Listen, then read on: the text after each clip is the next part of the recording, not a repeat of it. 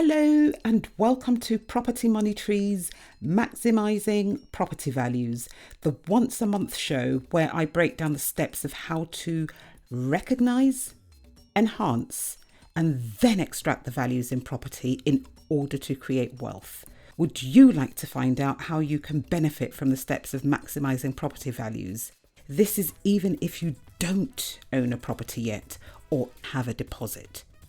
If that's a yes, then you're in the right place to find out. My name is Patricia Faber, and although many know me for my work as a solicitor, on this show you will be getting the benefit of my 30 plus years worth of experience of maximising property values, experience which has given me a net worth in millions. So who might benefit from listening to this show? Literally anyone with an interest in creating property wealth. Welcome back. Today I'm going to literally walk you through a transaction. It was a short lease purchase and it has literally seen everything that relates to questions that I often get. So it's been downvalued, everything's happened to it. So let me start. So it's a 1-bedroom flat. It had 65 years left on the lease. Really good part of London, actually Crystal Palace. In September of 2021, made an offer on it, and the offer was accepted at 207,500. So that was to buy the short lease of a 1-bedroom flat. It was quite dated, but it was okay. Then I obviously went to my broker to get a mortgage, got my mortgage offer on the 16th of October 2021. The offer that I got, so I was given a number of options to go for a 2-year fixed at 2.99, and that would have cost $490 per month, or to go for a 5-year fixed at 3.24% per annum, and that would have been £520 a month, or to go with a life tracker at 3.55%, and that would have been 540, I think, per month. Now my thinking was, I'm going to extend the lease, and that's going to be done within the next year. So what's the point of even going for a 2-year fixed and then paying early repayment charges? So I went for the lifetime tracker because that didn't come with any early repayment charges. So everything was fine. On the 1st of February 2022, we exchanged, and the section 42 notice was served on the freeholder. Now, I say freeholder, but there were actually 3 of them. So there was the main freeholder, and then there were 2 intermediate landlords. So there were 3 of them altogether.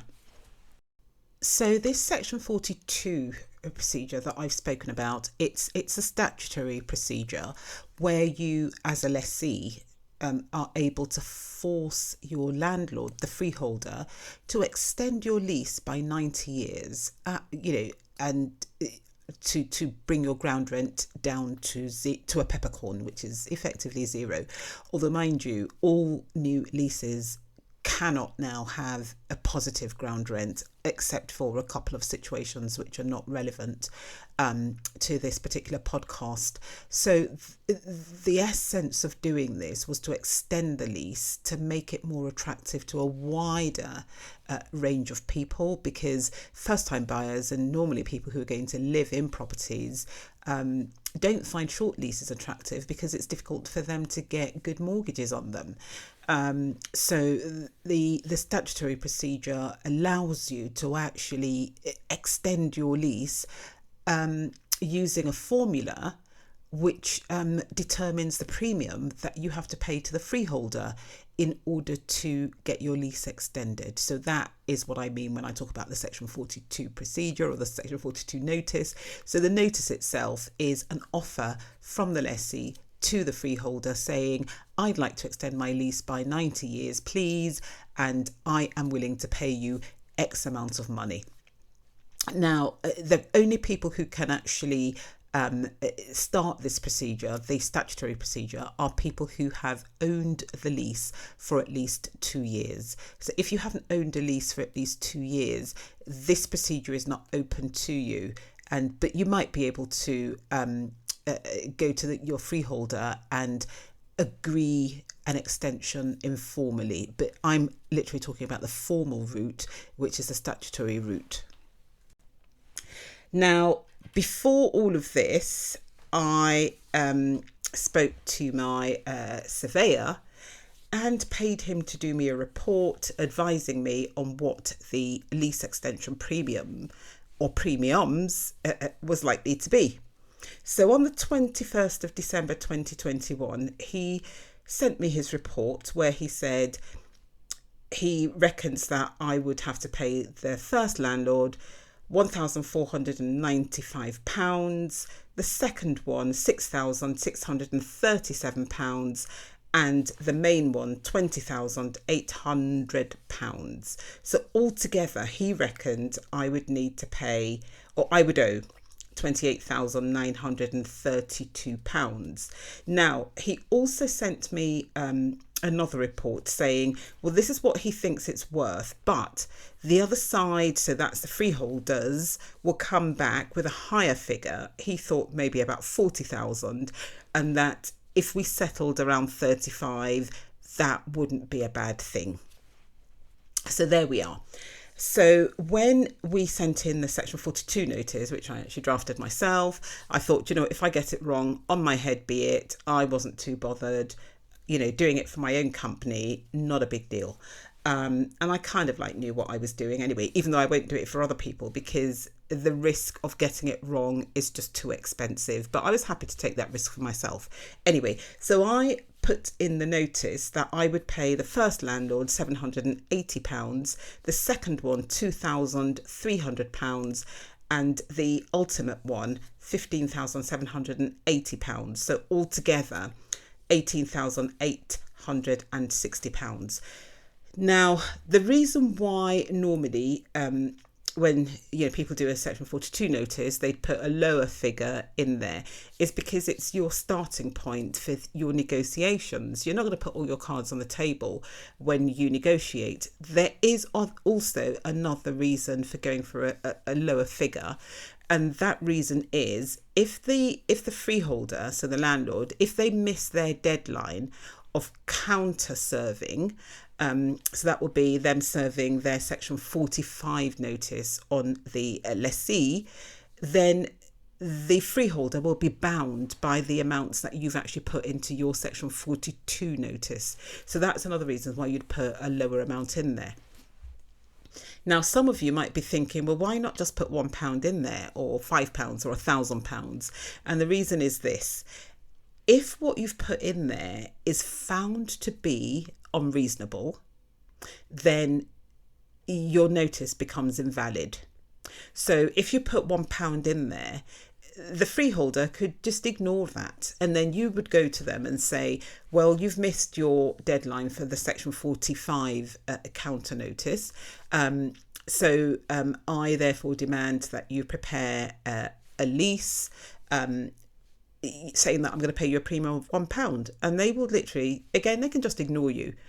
And then it would be up to you to then make an application to the tribunal to say, we need you to give us a vesting order so that we can pay this £1 premium.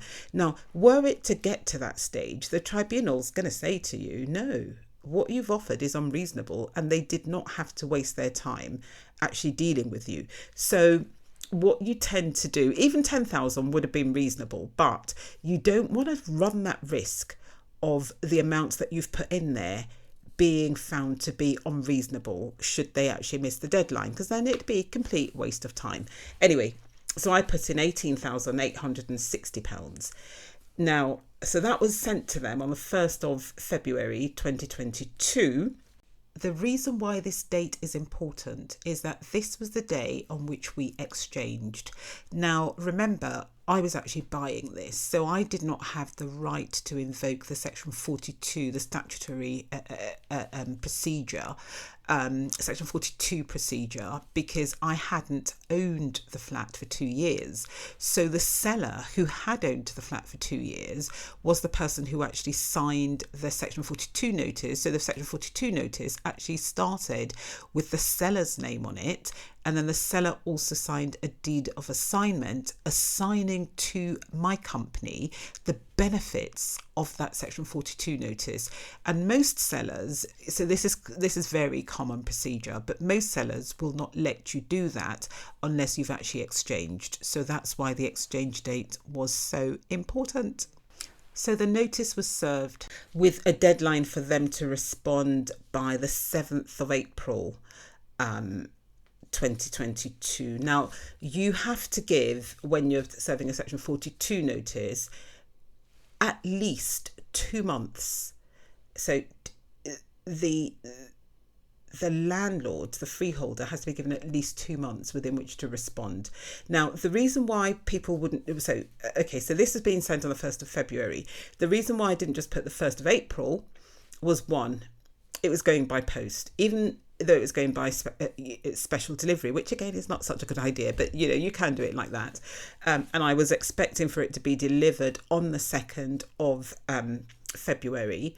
Now, the thing is, what if I'd then put down the 1st of April? That wouldn't have given them 2 months. It would have been 2 months less 1 day. Now, you could have said, well, why not then just put down the 2nd of April? And the reason is this. So so I normally send by special delivery because then you have proof of delivery and who's actually signed for it and all whatnot. But say the postman goes to the offices or the landlord's address and no one's there. What they're going to do is they'll drop a card and say, we've got a letter for you in our depot. What if that person doesn't go and get them, which is the risk you run when you send a Section 42 notice by special delivery or by recorded delivery? It's best to actually use a courier or do it by hand and get someone to actually sign for it. But anyway, the reason why I was happy to use special delivery in this case was that the freeholders were actually really big companies. There was no way they were going to leave their mail uncollected from the depot, so the risk was slightly less. We're talking, the Dulwich estate, they're so big, there would have been somebody in their office anyway, and the other ones were equally as big. So yeah, but normally it's best to use a courier. So that's that. And even if they were to go there and get and collect the parcel, they might not go for a few days. So that is why you'd actually give them usually at least a week, another week on top of their 2 months, to make sure that you actually can prove that you have given them at least 2 months within which to respond. Anyway, on the 1st of April 2022, the main freeholder, on behalf of all three of them, sent back their counter notice. So my husband practices, so it was his firm actually kind of like, doing all of this and putting his name down as the law firm to send notices to and stuff. Anyway, so they sent in their counter notice, and they actually put in the counter notice that they wanted the first landlord to get £12,967, the second one £20,681, and the ultimate landlord £56,231. So that came to £89,879. I thought, oh my gosh, what's going to happen? I'm not prepared to pay £90,000. Anyway, sent it off to my surveyor. I wasn't too concerned. I just thought, he will sort it out. So since then, he's been negotiating with the freeholders' surveyors. The law says that you must allow a period for negotiation. You must negotiate, both parties must negotiate. But if you can't reach a settlement, then the leaseholder, the person who's applying to extend the lease and can't get the freeholder to agree the premium with them, has to lodge an appeal in the first tier tribunal, the property chamber, within 6 months of receiving the counter notice. So the counter notice was received on the 1st of April 2022. So that gave us up until the end of September, 30th of September, to actually lodge a claim in the tribunal, because we hadn't actually agreed. They wouldn't agree it, and I thought they're trying to run us out of time. And so on the 26th of September, I drafted the appeal to the first tier tribunal, sent it to the surveyor. He said, hang on, we might be able to reach an agreement without you needing to do that. Anyway, I did not hear back, but I had this diarised because I knew that if we missed that deadline, that would be it. So, that would just be it. And the only choice would be to then step back. And I wouldn't have the right to apply again until I'd actually owned for at least 2 years. So you can well imagine how I felt about that. And in the meantime, even though I've not mentioned it, we completed the purchase on the 7th of March 2022. So I'd have had to have waited until, I guess, the 7th of March 2024 before I could actually invoke the statutory procedure again.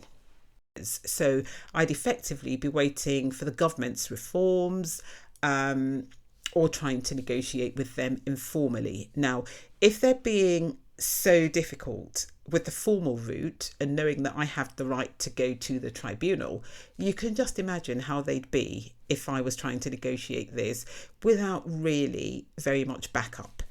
So anyway, so the surveyor said, oh, hang on, let me see what I can do. Nothing happened. So on the 29th of September, I lodged the appeal. So that's 29th, even though there was another day in which I could have done that. Now, the reason why I would never really wait for the very last day is experience has taught me that things can go wrong. Anything can happen. So it's always good to actually give yourself a bit more time. I personally wanted to lodge it on the 26th of September. The surveyor said, don't do it just yet, hang on. And I thought, okay, I'm going to hang on, but I don't feel comfortable, doing that. We haven't really got very much time. And he said, I'll ring you. He didn't ring me. On the 29th, I thought, I can't wait for this phone call. I need to just lodge it. So I did. Then the tribunal acknowledged the claim or the appeal on the 6th of October, and they said because of COVID from 2020, they're not running a full office, and as such they're going to put the case on ice for 3 months until the 6th of January 2023, and that the parties should try and agree a settlement if they can. So that's all the kind of like the legal side of things. So let me just look at the financial side. So like I said, got a mortgage offer on the 16th of October 2021, and that was for, I think it was a 75% loan to value mortgage. Anyway, the gross loan was £158,737.50, and it had a lender's product fee of £3,112.50. So the net loan amount was £155,625. So together with legal fees, stamp duty, etc., had to pay £62,000 to the solicitor to actually complete. So that included apportionment for ground rent and service charges, and all the other things that you have to pay to solicitors. In the meantime, on the 15th of January, that mortgage offer expired. Anyway, my broker applied for an extension and I was given a 3-month extension. So that was a bit scary at the time. And I thought, ooh, am I going to get an extension? Because at that time and at that point, we all kind of like realised that interest rates were going to be going up. So I didn't know whether or not they'd want to, use that as a reason to withdraw that particular mortgage offer and offer me something else that was going to cost me a bit more. Anyway, they didn't. They honoured it. So that was good on their part. But having said, in the meantime, that particular mortgage now costs £724 a month. So from the 540, it's now 724. Also, I then found out that our surveyor had been able to get the price down to roughly about £40,000. And I thought, okay, do you know what? Just get, just remortgage now and get that £40,000 and just pay it to them and make that property a lot more desirable in terms of being able to sell it to anyone, really, because it would then have a much longer lease of 155 years, which is actually quite good. 155 left to run. So I started thinking about that. And even before the surveyor came back with this circa 40, I was thinking, do you know what? Even the 90 is doable. It was doable. Tough, but doable. Because that property was good. And this is why it's so important that you always buy right. You buy the right property for the right price. So I kind of like thought, even if I have to pay that, which I didn't think I would, I thought it was just completely crazy, then so be it. So I went and looked for another mortgage. Remember, the first one was a tracker on the basis that once the premium had been agreed, I would then fix the rates, or fix the rate on the new mortgage, and that could be a 5-year fix. In the meantime, we had the mini budget and everything just went crazy.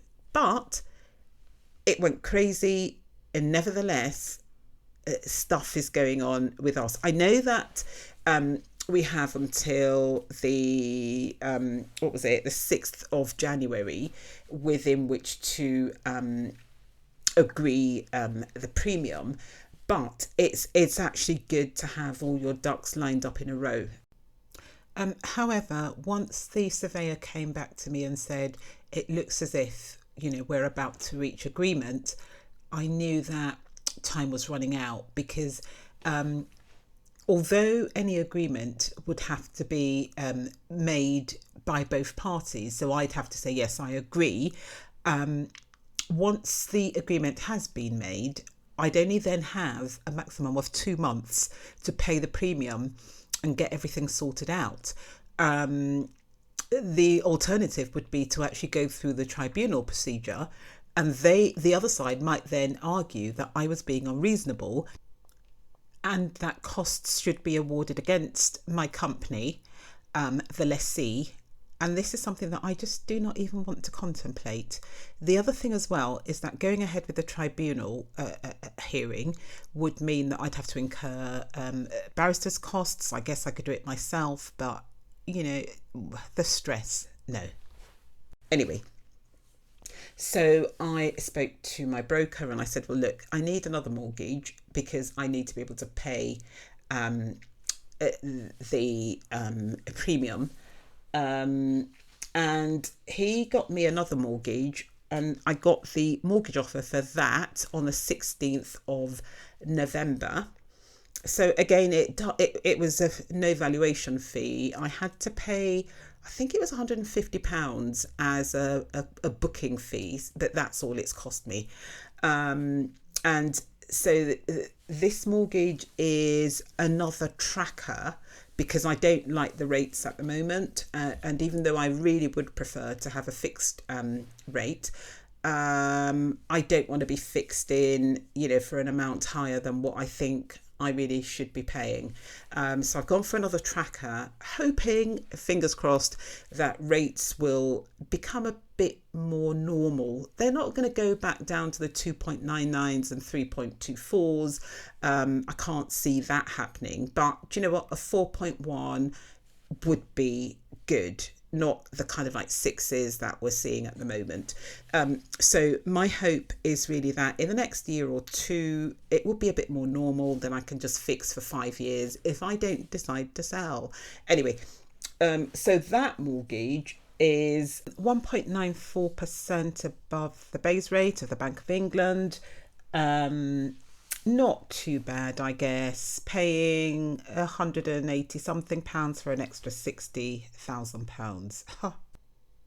But what it does do is it gives that flexibility to actually sell to anyone, because ordinary buyers, like people who want to live there, first time buyers or people moving home, people who are buying to live, most of them cannot get a short lease mortgage. So by extending the lease, I'm actually also increasing the value and the attractiveness of the flat. So the property has valued up. Well, no, it was down valued, based on what my automatic valuation model said it was worth, which is not really surprising because all surveyors are actually down valuing now. But when I say it valued up, what I mean is it valued for a lot more than what I paid for it. So it is valued at £300,000 dead, but the rent was down valued. So I'm getting £1,495 from there, and the surveyor valued it at £1,250, but he valued that as unfurnished. I've actually furnished the property, so it's got a massive flat screen TV, smart TV, 4K, nice sofa, nice chairs, nice bed, the whole shebang. So I couldn't really argue with that, to be honest. And based on all of that, I was offered, where are my figures? I was offered a gross loan of £222,543.60, of which 4,300 and £63.60 was an arrangement fee. It's a 2% arrangement fee, which actually I was quite happy with, because most lenders now want a 3 or 4% arrangement fee. Greedy people. Anyway, and then a transfer fee of 35, so leaving me with a net product of 218,145. So if the previous lender is paid off, there would be an amount of £59,407.50 left over. Now, the surveyors have now agreed, or my surveyor actually wrote to me yesterday, surprise, surprise, surprise, to say that they are now stuck at £37,428. Now, I honestly do not mind that. That is not too bad. And it's a far cry from the £89,879 that they thought they could get. This is one major reasons why, you should always have an expert advising you about these kind of things. Because if I didn't have my surveyor, if he'd not advised me in December, say I'd just gone to him and said, oh, I've done this section 42 myself, I've put whatever figures I wanted in the notice, they've come back with this, he would not, I don't think, have been as motivated as he's been to whittle it down to get to as close to the £35,000 that he initially advised me would be a reasonable compromise to actually make on this. So it's so worth it to actually get these people involved, when, from the very beginning, so that you know exactly what you are facing. And he has just been worth every single penny that I've paid him and that I will be paying him. We will not be going to tribunal, so come whenever. I'm literally just going to say to we'll just write into the tribunal to say that the parties have now reached a settlement, and then that will just be that. To be honest, it will literally just end. So I literally I just wanted to let people know the whole history of buying a short leasehold with a few complications thrown in, and what kind of time frames you might be looking at. Some of them are a lot easier than others, but some of them can be like this, can be complicated. And I am so glad that I had my surveyor to actually walk me through. There was no way that I was just going to guess the figures with, there being 3 landlords, the main freeholder and the 2 intermediate landlords. Too complicated, for me, not something that I come across every day. So it's so important, when you're out of your depth, or your solicitor is out of your depth, make sure that you have someone who does know what they're doing and who is familiar with the situation that you are actually facing, because that way you'll get the best advice that you can get and the advice that you actually need. So I hope that was clear enough, that there weren't too many figures. Oh, my head's been spinning. Anyway, any questions, reach out to me as usual, and we'll see you next month. In the meantime, have a great time. And people, honestly, thank you for reaching out to me to say, oh, really enjoyed that, really found that useful.